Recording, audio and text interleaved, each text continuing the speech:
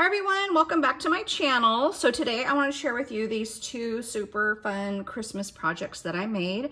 I did use the KSCraft's November 2024 release to do both of these. Actually, this one, was this from this release? This may have been the October release, so I'm not sure, but I know this one's the newer one.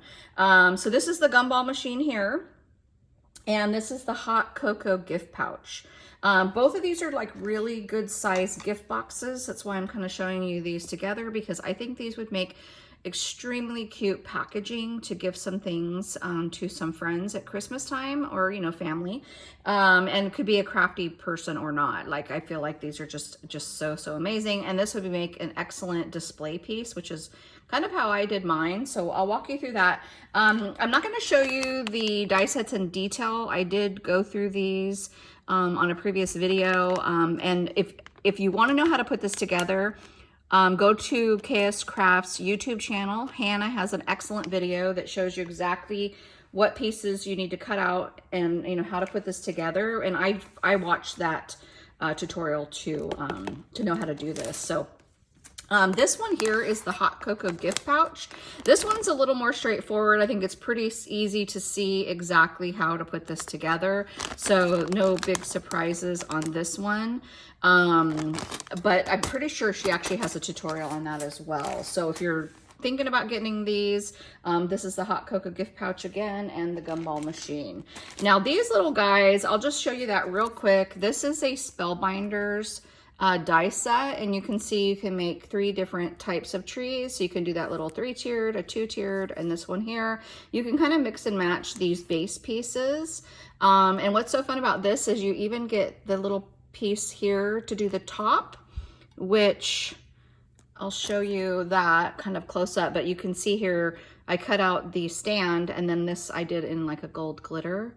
And that just gives it a lot of dimension. And I think those like are super cute. The reason I'm showing you this is because I did use some inside here, and I know you guys would probably want to know where I got that. So let's start with the hot cocoa gift pouch. And so Hannah shows hers with a, you know, when you buy like the Swiss mix, or Swiss Miss, is it Swiss Miss? I don't even remember the name of it. Swiss Miss hot cocoa mix, I think is what it is.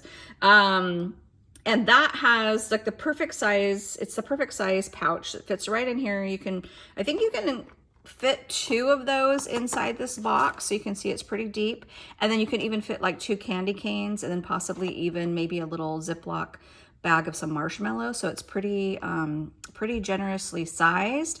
You can create this with a window in the front or without. It just depends on how you want to do it. And I did put acetate for a window, but if you were using like a cellophane bag to wrap everything in, you could actually leave that out and then just kind of have it in there, and you wouldn't even need to cut that piece. So yeah, this is a super fun gift box. I know I'll be using this quite often for just any type of gift giving all year round. It does come with this really fun roof pattern, so you can cut out your roof pieces if you want to make it look like a little scene. So I wanted mine to look like a storefront window or the window of a house, so like peeking in. And so I added the roof line to it. And by doing that, I did like this shimmery white paper and then glitter foam, and I just alternated those pieces. I thought that came out like super duper cute. And then I layered the front with just a lot of fun little pieces of ephemera and, you know, just like some little embroidered pieces of felt that I had in my stash. And I just think that came out so sweet. I popped a lot of things up on foam to keep these little strings from going anywhere. This string is just the way it's made. It always comes unraveled. So as soon as I tie it, I put a little bit of diamond glaze or like glue on the knot, and once it dries, it doesn't really go anywhere. And then I kind of glued it down using the sequins, because it just wanted to kind of, it's pretty stiff and it just wanted to kind of spring out, and I wanted it to kind of have that pretty drape to it. So that's what I did there. And then I added lots of Nuvo dots or Nuvo drops, excuse me, to the tree, and some stickles just to make that look really festive. But I love how it turned out.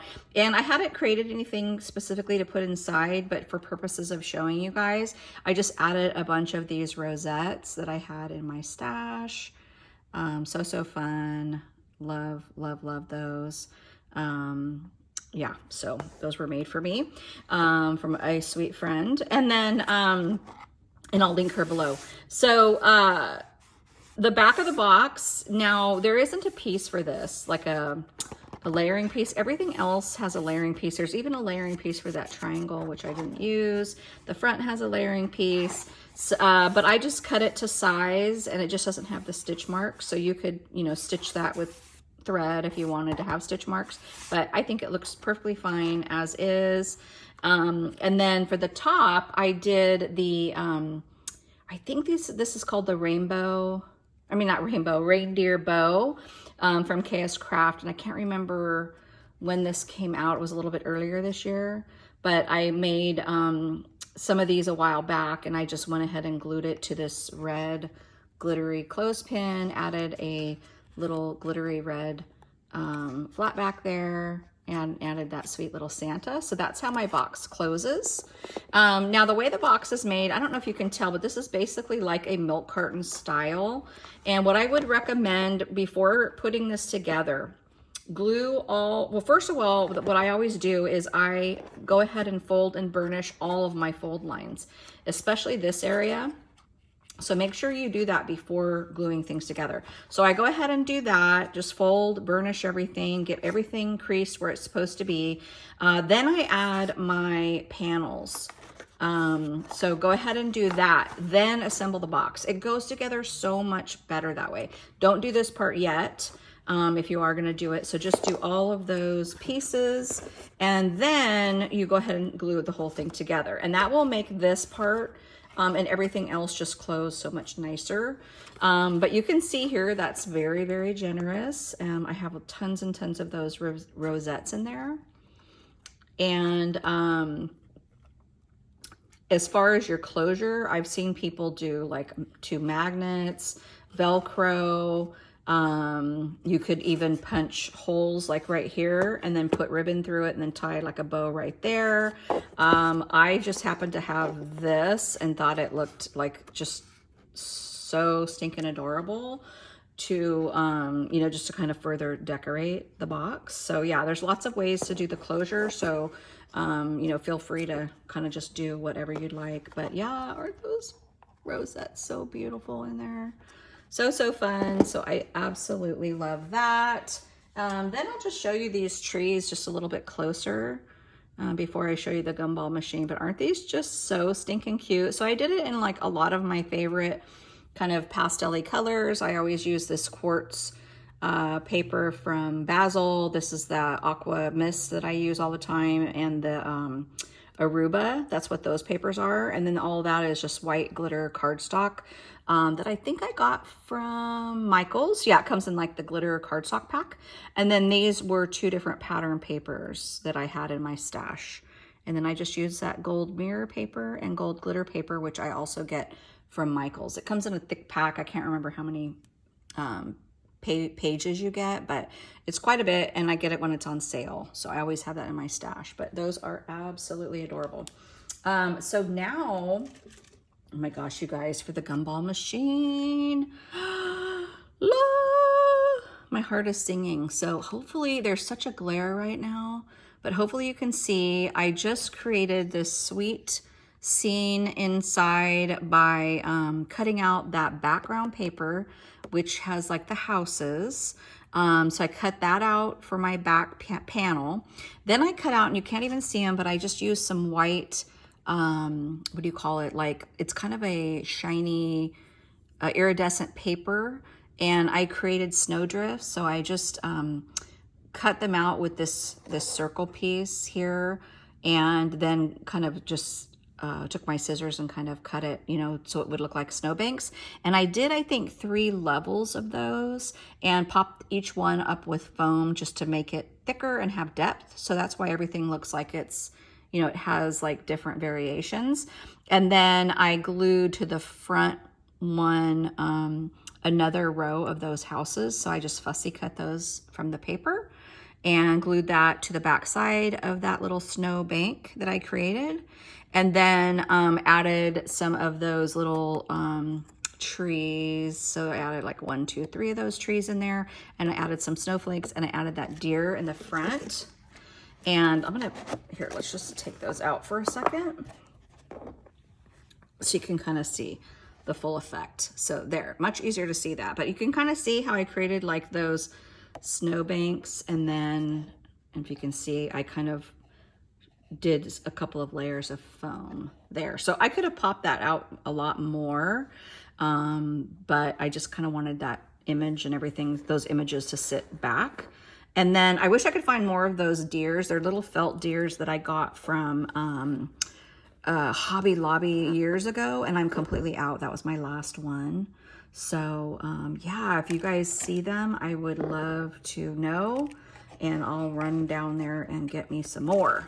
But every time I check, they don't have them. So, and I did check this year. Okay, so that is just like I said, just kind of the little creation of this.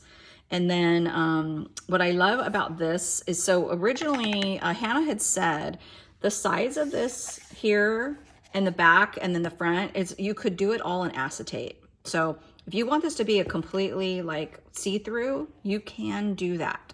I really wanted to create this scene, and so I wanted it to have a solid back. That's why I did mine the way I did. But if you want it to be all out of acetate, you can do that.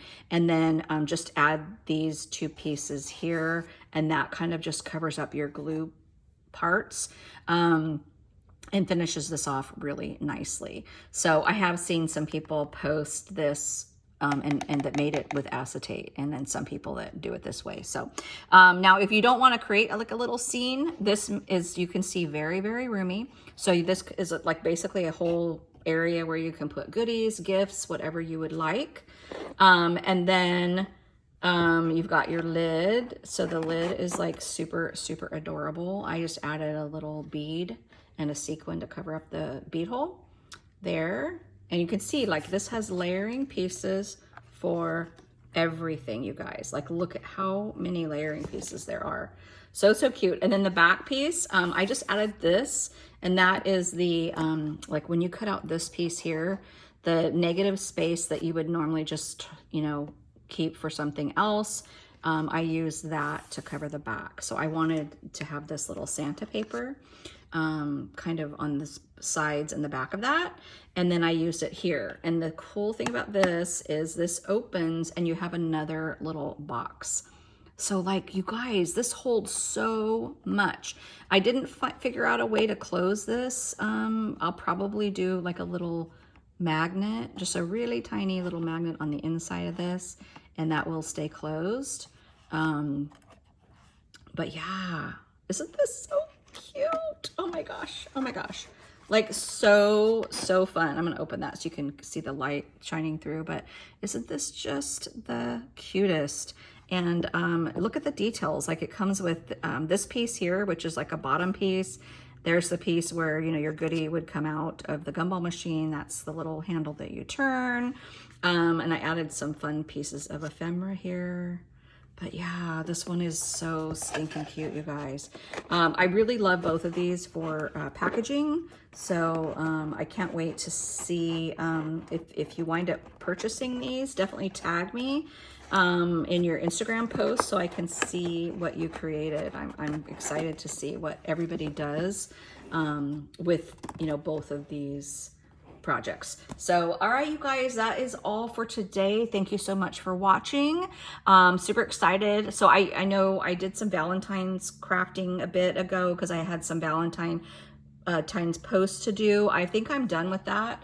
Just for now. I'm going to keep Christmas crafting for a little while longer, and then probably in January pick up my Valentine stuff again. So yeah, that's it. So if you have any questions, leave those below. I'll try to link everything, and we'll see you on the next video. All right, bye.